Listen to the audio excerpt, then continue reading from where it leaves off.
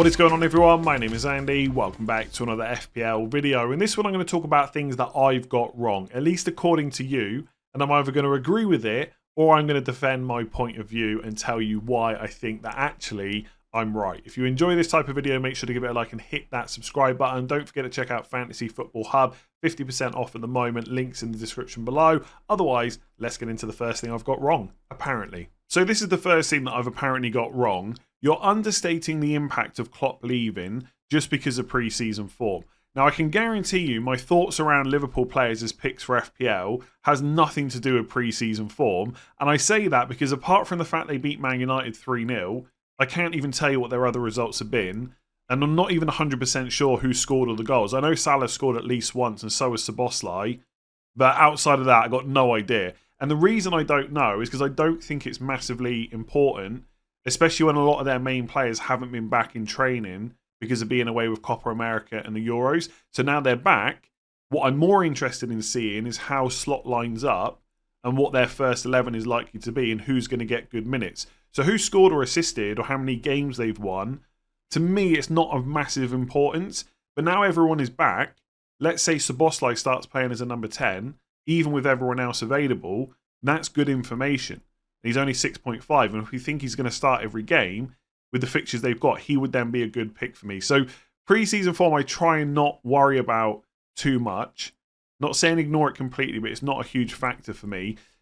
The impact of Klopp leaving, I don't think anyone thinks that there's going to be no effect whatsoever, right? Great manager there for a very long time. There has to be some impact. It's about how much emphasis you put on that in terms of how bad it's going to make Liverpool players as picks. Like if we look at the stats from last year on Fantasy Football Hub, this is the team stats, right? So this is expected goals over the whole season. This includes penalties as well. Liverpool were top. So for their attack, they did really well last year, ahead of both Man City and Arsenal. And defensively, right, they weren't as good as Arsenal and Man City, but they were still third. So third best team in the league, that's where they finished. How much of a drop-off do you think there is going to be? I mean, ultimately, Klopp has left. But as of yet, none of the players have. Not their key players that get most of the minutes. And they're really good players. They've built a really good team there. So if they were the third best team last year, where do you think they're going to be now? 4th, 5th, 6th? They're probably not going to drop outside of the top 6. And in FPL, we pick plenty of players that are not in the top 6 in the first place, right? I appreciate Aston Villa finished top 4, but Watkins was in our team Mars before we knew that was going to happen. Solanke was great last year as well. You know, there's lots of players to pick that aren't necessarily looking to win the league. So I've said this many times. I do think there'll be a drop-off. And obviously my opinion is it's not going to be that big and nothing to worry about. And people are free to have a different opinion, right? There's loads of stuff I'm going to get wrong. I'm never shy from admitting that. But for FPL, we're always trying to, I guess, decide what the most likely thing is to happen. And I just go back to those Liverpool fixtures. Ipswich away, Brentford at home, United away, Forest at home, Bournemouth at home. That's a good opening 5. And I'm betting on the fixtures. And if a different team had those fixtures, let's just say, I don't know, Bournemouth, right? Let's say Bournemouth had those opening fixtures, apart from instead of playing Bournemouth at home in Gameweek 5, they had Southampton at home. I'd be looking a lot closer at Solanke. So, it's not that I don't think Klopp has any effect on Liverpool. I just don't think it's enough to reduce what we think about Liverpool players as FPL picks. I think sometimes people exaggerate the drop off there will be because of certain players and tweaks in tactics and stuff like that. I just think the likes of whoever's going to play for Liverpool is going to do well. I think the problem we've got at the moment is knowing who that's going to be, but that's where the last few games of pre-season comes in. So I could be wrong, but I think the quality of Liverpool players, where they finished last year, how good their stats were, and the fixtures they've got, I think they've got to get FPL points. That's just how I see it. So I asked for people's opinions on both Twitter and Instagram, and this player's name came up the most. So Pedro Porro at 5.5 million feels like a better pick than any of the £6 million defenders. And some people simply replied, you shouldn't have put Pedro Porro in your avoid video. And I'm starting to come around to that point of view. I think some of the reasons I picked at the time when I recorded that video was because of the clean sheet potential. And I stand by that. I think if Spurs can keep their players fit this year, then potentially we will see an improvement and there will be a few more clean sheets.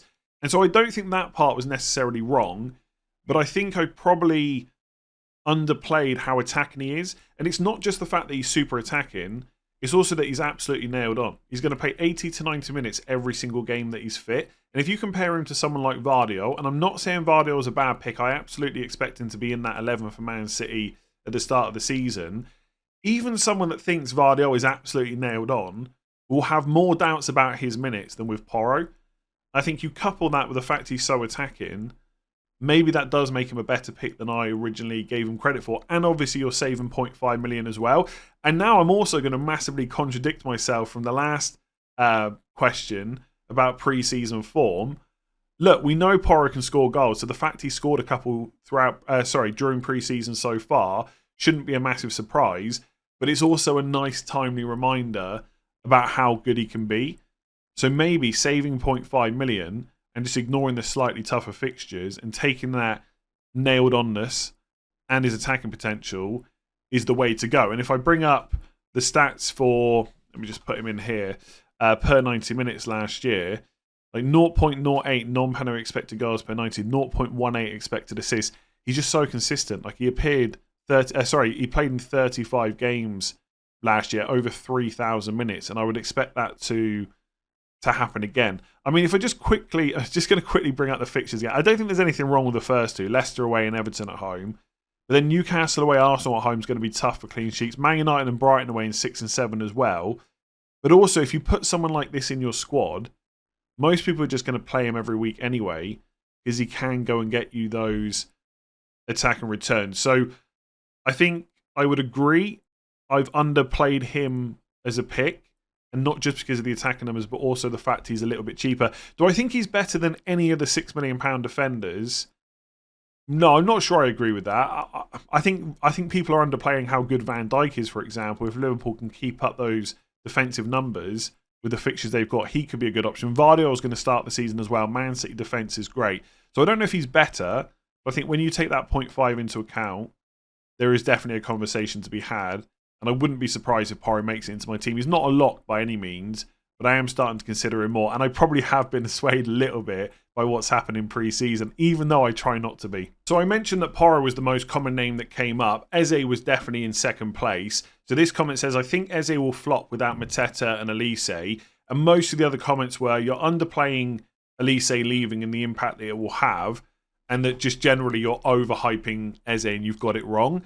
I think with this one, I've got to just completely disagree.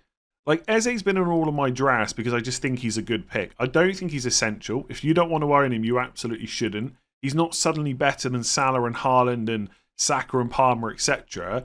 But I think for 7 million, he's a really solid pick.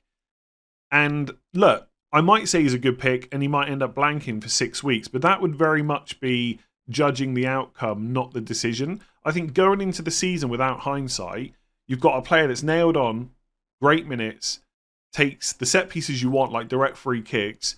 He's probably going to be on penalties, and he only costs 7 million. And you look at the 6.5 million midfielder bracket, there is lots of potential value there and lots of great picks, but also it's hard to nail down exactly who's the best, and there's also a lot that can go wrong. For 0.5 million more, you've got someone that gives you no hassle, really, apart from the fact he could blank, but any player could blank. And even if you look at the players at 7.5, like Gordon and Bowen, similar underlying stats, but no penalties. So I just think that Eze is a good pick.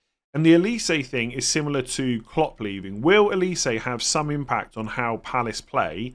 Yes, right? And it could be that when Eze and Elise are both on the pitch, that gives defences a lot to think about. Because if you double mark Elise, you leave Eze free. If you double mark Eze, you leave Elise free, etc. Maybe there's now less for them to worry about. But there's still going to be someone that plays instead of Elise, right? And Glasner had Palace playing well. I'm sure he will find a way to cope. So will there be some drop-off? Yes. Do I think it's going to be enough to impact Eze as a pick? Not really. And if anything, as I've said before, more stuff will have to go through him. And he has all those other benefits we love from an FPL point of view, right? There's lots of players that could do well, get points off the bench and stuff like that. But you want players that are going to play. And Eze is definitely going to do that. I will admit that the fixtures are not perfect. I'm not sure I've ever said they are. But I don't think they're terrible. like 3 home games first 5, West Ham, Leicester, Man United, Brentford away, Chelsea away. But they're not terrible fixtures, and at least we know he's going to play. And I just think he's worth that 0.5 over the 6.5 million midfielders. So you could be right. Eze might absolutely flop. That can happen, right? We can spend hours talking about FPL picks and get it wrong. But I think without judging the outcome and using hindsight, I just think he offers a lot. He's not essential. You don't have to own him. But I don't think I've got it wrong that he is a good pick for game week 1. And I'm probably going to own him, unless, of course, he leaves Crystal Palace. And we'll have to wait and see whether that looks likely come the start of the season. So since FPL launched this season, I've said all along that by the time we get to the game week 1 deadline, I'm probably going to own just one of Haaland or Salah and not both. FPL Dave thinks I've got that wrong, and I'm definitely going to own both of those 2 players by the time we get to the deadline. One thing I want to point out is last season, when it was easier to own both of these players because of the prices, I went without Salah and I spread the money around instead, and I didn't bring him in until game week 10. So although I think he's the FPL greatest of all time player, over 200 points in every single season at Liverpool, I have gone without him before. So this idea and all the comments on my recent drafts that I'll never go without Salah, where's my real draft? I literally did it last year. And remember now, Gabriel and Saliba are 6 million instead of 5. Haaland's 15 instead of 14. Saka's gone up to 10 million. Palmer's 10.5. It's much more difficult to fit both of these players in now. It's even more likely this season that I won't do it than it was last year. Now, I'll never completely rule it out, right? I've said this before. I'm just like every other FPL manager. Since the game launched, day by day, week by week, I'm playing around with my draft, and it is changing based on new information, how I'm feeling at the time, how I want to build the squad out. But every time I build a draft with both of these players, I don't like the number of sacrifices I have to make. But things could change before game week 1. Like, I'm recording this on the 5th of August. It's going to go out on the 6th. The deadline is the 16th. You know, there's less than 2 weeks now, but there's lots of important pre-season games to come. Now that clubs are starting to get all their players back, it might be that lots of cheap options emerge that are going to start the season that I haven't considered, right? And I know some people get like really hung up on the fact that they've owned a player since the game launched and now everyone's jumping on them. It doesn't matter. No one is locked in until just before the deadline. Well, until the deadline, right? But most of us lock it in just before that, like 5 minutes before. And until that point, I'm open to changing it. But at the time recording, I still don't like the drafts that I build when I put both of these players in. And captaincy is a huge factor. And I think by dropping one of these players, you can still get pretty good captains every single week. Of course, right, if you go without Haaland, you don't have him for Ipswich in game week 2. If you go without Salah, you don't have him for game week 1, etc., right? There's sacrifices that have to be made. All of a sudden, lots of good players have gone up in price. It's hard to fit them both in. So, again, you could be right. I might go for the both of them. I'm not ruling it out. But since the 17th of July when FPL launched, I thought I'm probably not going to own both. And right now, I still think that's probably the case. So this comment's about cheap defenders. Owning 4.5 million defenders is viable. Clean sheets are rare. Even Trent wasn't great last year. And I have previously said that I probably wouldn't build a squad with 4.5 million defenders. I'd probably want at least one premium in there. And when I first saw this comment, I thought I'm definitely going to stand by my original opinion. And I think I do, but I'll come on to that in a second. But it did get me looking at the number of clean sheets over the last few seasons. And last year, for 2023-24, there were 157. The year before that, there was 207. That's a massive drop-off. And then before that 207, it was 212. And then before that, it was 224. So there has been a slight decline in the number of clean sheets. And then last year, it just completely changed. Now, part of that is probably the added time and how it works now. More goals, less clean sheets.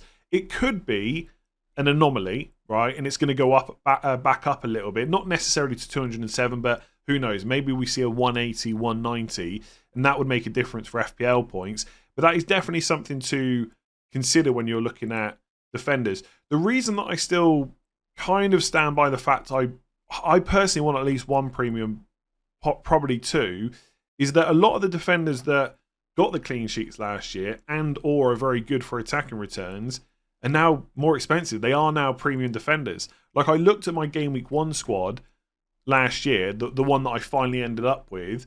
I had one defender at 5.5, two at 5 million, one at 4.5 and one at 4. So my most expensive defender was 5.5. Everyone else was 5 or under. One of those 5 million defenders was an Arsenal defender. I now can't get them for 5 million. I've got to pay 6, unless Timber finds his way into the first 11 regularly. But we're probably not going to be able to expect that, not from game week 1. So while there are fewer clean sheets, if we look at the total for last year, if I just bring up teams again quickly here. Yeah, so Arsenal got 18. Will they get 18 again? Possibly not, but they'll get close to it. If you want a part of those clean sheets, you've got to pay 6 million plus now. And look, you might not want to go for them in game week 1 because of the fixtures. I've spoken about that before. But you've got to pay that premium for the premium defenders. You can't get them for 5 million anymore. Similarly, Man City, Vardio, if he starts regularly, they are one of the better defences. They got 13 last year, and he can get attacking returns. You've got to pay 6 million for that privilege. Now, obviously, there's always going to be teams that do well with cheaper defenders, like Everton also got 13 last year, but that's not always the case. And even someone like Spurs, who got, 7, like, I think they can improve on that this year. And obviously, Porro is their most attacking defender. You've got to pay 5.5 to own him. And like Liverpool, I've already mentioned, I don't think there will be this massive drop-off that some people are expecting. There could be. I might have it wrong, but it's not what I'm expecting. I think they're the kind of team that could improve on 10 clean sheets and get more. And again, if I want a part of that, I've got to pay for it. And I think the key with premium defenders is there's more reason to hold them through sometimes slightly tougher fixtures where they're almost more set and forget. Because if you're saying that clean sheets are rare, that means the 4.5s aren't getting them either. But they've also got less chance because the defences aren't as good. And for the most part, they're probably not as attacking. I'm not saying there's no attacking 4.5s because there are. But they're not going to be as good as an attacking premium defender that's in a better defence, if that makes sense. So I still think they are probably worth paying for. And I think 4.5 million defenders, I think it's one of those things that looks good on paper but can quickly crumble. And it might not, but I think it could. And that's why I'd still probably prefer to have premiums in there. And like even with Trent quickly, just to tackle that point, Trent was pretty bad last year, right? He's had really good seasons in the past, but he only got 122 points. That's the lowest he's had in the previous... That's lower than any of the previous 5 seasons, right? But he still turned up with 8 attacking returns, 3 goals, 5 assists. And he is capable of outputting more attacking returns than that. So the question is, again, is this the new normal for Trent? Or was that just a blip? And this year, we'll see his attacking returns go back up. And if Slot can get the clean sheets in there as well, he could be a decent option. I mean, if we go to, let's just quickly look at points per match. Yeah, Trent was at 4.4, which is not spectacular compared to, say, Vardio at 4.4. But out of all defenders, it puts him 3rd for the entire season. The reason that his total output wasn't so good because he missed more games than previous years as well. So I think it was a bad year last year for defenders in general. Like, total points just wasn't great. Ben White on 182, Saliba 164, and Gabriel 149. Everyone else was lower. But I'm still not 100% sure or convinced that is now the new normal. I still think these premium defenders can deliver. And remember, you're not holding players for the most part the whole season, right? If I buy Trent, it's because of the first 5 fixtures, 5, 6, maybe 7 fixtures for Liverpool. It doesn't mean I'm going to own him for the rest. So absolutely, 4.5 million defenders could work, but I still think there's reasons to try and buy those premiums instead. So let's move from cheap defenders to cheap-ish midfielders. Most 6.5 to 7.5 million midfielders won't actually do that great. So they're saying that I've said they will do great, but I'm not sure that is the case, right? I think that by the end of the season, there will be a handful of 6.5s that are great value, and they've outscored players that are more expensive. But I also acknowledge that it's quite difficult to nail down exactly who those midfielders will be right now. There's lots with potential. It doesn't mean that we'll see that potential realised into actual FPL points because maybe they won't be as nailed on, maybe there'll be injury issues and stuff like that. And ultimately, especially at the 6.5 million bracket, there is a ton of midfielders, right? If I just click on midfielders for 6.5 and order them by price, like, it pretty much takes up a whole screen. I'm not going to go and count them, but there must be like 15 to 20 midfielders. So you're right, most of them won't do well, but there is a lot of potential in that bracket. I mean, going back to Eze, that's one of the reasons I like him at 7 million, because I feel like he is a sure thing in terms of what he offers. Whereas Nkunku could be great, may get injured. Brennan Johnson could be great. At some point, maybe a slight minutes race. For what it's worth right now, I'm pretty sure Brennan Johnson will start the season, but Spurs may go and look for another winger, and that could present problems. Like, Garnacho could be great. Will he start the season? We'll have to wait and see what happens in the Community Shield. Leon Bailey could be great without Diaby, more chance to get more minutes, but also they got Champions League, and Leon Bailey is someone that we've seen get injured a few times in the past as well. So I tend to agree with this. I don't think I've got it wrong, because I don't think that's what I've said. I've talked a lot about the players in that price bracket, but I've also mentioned that, an Odegaard or a Fernandes at 8.5, they might be boring picks. You might not want to spend that much money, but they offer you a level of consistency. They will always start, right? They'll always be fairly attacking. They will get attacking returns. Fernandes also got penalties. The fixtures are pretty good. That's why you pay that bit more, because they're very likely to get you something. The 6.5 to 7.5 million midfielders might not be at the same level. But the thing is, if they are and you nail the right one, you're ahead of the curve. The prices start to go up because they're cheap and people want to bring them in. And suddenly there's great value there. So I think there's still potential. I think 2 is probably the maximum I want of 6.5. So I don't want to take too much of a risk there. But I think there's a lot of good opportunity. Szoboszlai is another player that I haven't mentioned a huge amount. If he plays number 10 for Liverpool with their fixtures, could be great. It's potential, I think, with the 6.5s. But I agree.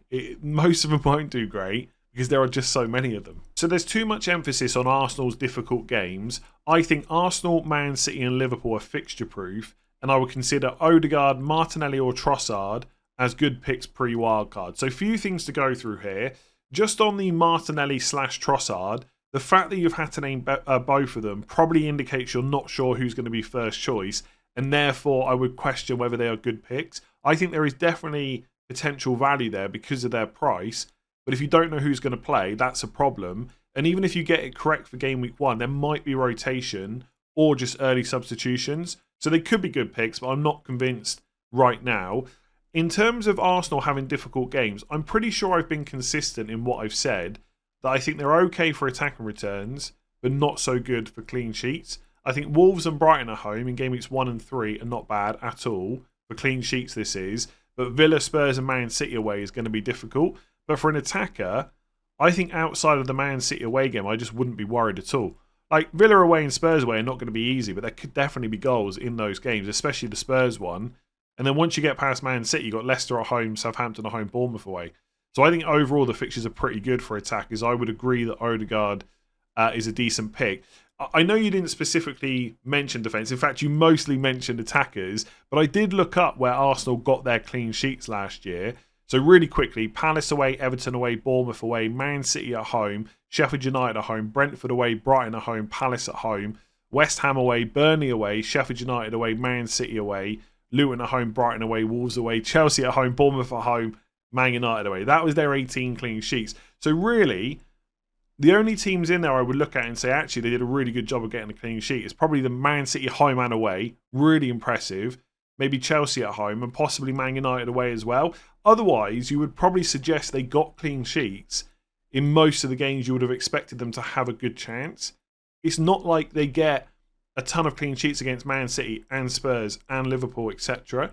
So again, fixtures do matter. They just really do. For defenders, not only is it harder to keep a clean sheet in a more difficult game, you're also facing a better defence as well. And so it might be harder to get those attacker returns. So the idea that teams are fixture proof comes up every season. And I think it depends what you mean by that, right? Can Arsenal go and beat any other team in the league? Yes. Does that mean they've got the same chance of getting big FPL points in every game? No, right?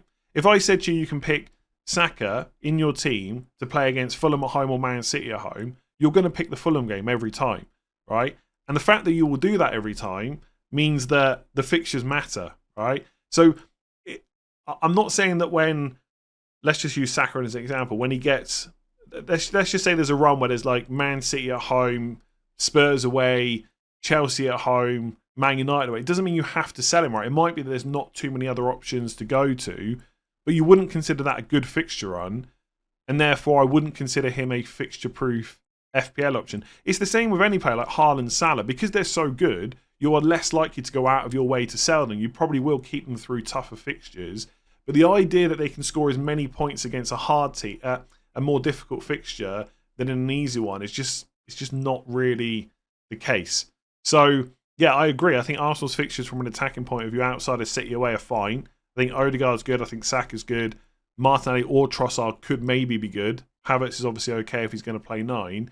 But defensively, I still stand by the fact it's going to be difficult in the opening 5. And if they don't get one against Wolves or Brighton, and they also concede in those 3 games I think look tough on paper for clean sheets, then I think it'll be right to have gone against them. Whether or not that will be the case, we'll have to wait and see. I don't have the hindsight yet, but that is just what I think before the fixtures are actually played. So you haven't mentioned Smith-Rowe as the best enabler in midfield, and a few people brought his name up. In my defence, I've got Trent Partners, terrible joke. In my defence, he's only just moved to Fulham, right? So there was no point talking about him while he was still at Arsenal. Is he now the best 5.5 million midfielder?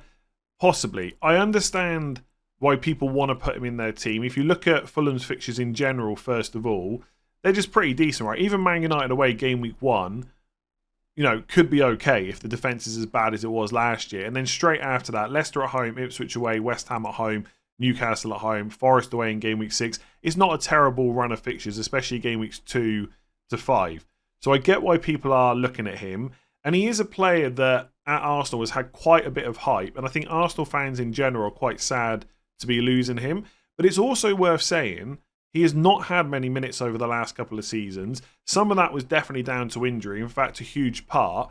But also, one of the reasons he didn't play much last year is because he just wasn't good enough to get into that Arsenal squad. The Arsenal squad kind of, or at least the main 11 and the players on the fringes, kind of outgrew him. Like, if Arteta wanted him to play and thought he was good enough, he would have been in that team. So we can see going back to like 2021-22 where he got 10 goals, 2 assists. There is definitely quality there. He should get pretty good minutes at Fulham. The fixtures are good. For 5.5 million, he's definitely tempting and probably one of the best options if he can find some of that form. But I don't think it's a case that he is now the obvious go-to, where if you're spending 5.5, there's no point having a conversation about anyone else. It's definitely Smith-Rowe. I think he's probably in the top 5, definitely the top 10. But I don't know if he's all of a sudden the one we have to buy. Don't get me wrong. I will see what happens now he's at Fulham, where he plays in pre-season, how well he does he look sharp, etc. And I could be tempted. It may be that I end up with a 5.5 in my squad. But even at Fulham themselves, you've got Andreas Pereira, who's put up 3 goals, 9 assists last year, 4 goals, 10 assists the year before, who's probably on penalties as well now. And if he is, it's hard to then make a case that Smith-Rowe is better. Smith-Rowe might be slightly better from open play, but do you take the guaranteed minutes and the penalties from Andreas Pereira instead? And if we go to 5.5 million midfielders, like overall, not just at Fulham, obviously early on, and the hype's kind of died down a little bit, but early on, Hudson-Odoi, who I can't actually find here, was a player that people really liked. He might be an issue with minutes eventually, but he should start the season. 8 goals, 2 assists last year. There's a ton of options. Probably not going to go for Alanga, but if Harvey Elliott gets minutes at Man City, Brereton Diaz should get really good minutes at Southampton. They've got Forest at home game week 2, Brentford away 3, Man United 4, Ipswich at home 5, Bournemouth away 6. Not a bad run of fixtures, so he could be an option too. Rodgers at Villa for 5 million, McNeil at Everton for 5.5. Kamada's a player that keeps getting mentioned at Crystal Palace as well, played under Glasner before. So there's a lot of options, but I think when you couple together what people think of Smith-Rowe as a player, even though we haven't seen it for more than 2 years now, and the fixtures Fulham have got, I get the hype, and he could definitely produce. But I don't think it's all of a sudden, it's not a case that now there's no point having a conversation about anyone else. I don't think he's that good. Maybe I'm slightly bitter because when he got those 10 goals, a lot of them, or at least a few of them, were off the bench. And I owned Saka, who kept getting good minutes and didn't score as many FPL points. But I can put that to one side. It was a few years ago now. I think he's good. I may end up with him. I don't think he's necessarily the best. There are other options. I've even seen people on Twitter talking about Mavidi at Leicester as well. His minutes should be pretty good. There's just a ton of options at 5.5. But Fulham's fixtures are good. If you don't want someone like Andreas Pereira for Fulham on penalties, why not go for Smith-Rowe? It's not like any of the others are anyway more guaranteed points, I guess is how I will end that. Is he the best? Maybe. Let me know in the comments below who's the best 5.5. If you enjoyed that kind of video where you tell me what I've got wrong and I'll try and justify it, or just admit defeat like I did with Porro, make sure to give the video a like and hit that subscribe button. Rate 5 stars if you're listening on podcast, and check out Fantasy Football Hub using the links in the description below. Otherwise, guess what? I'll be back tomorrow with another video, and hopefully I'll be able to speak properly.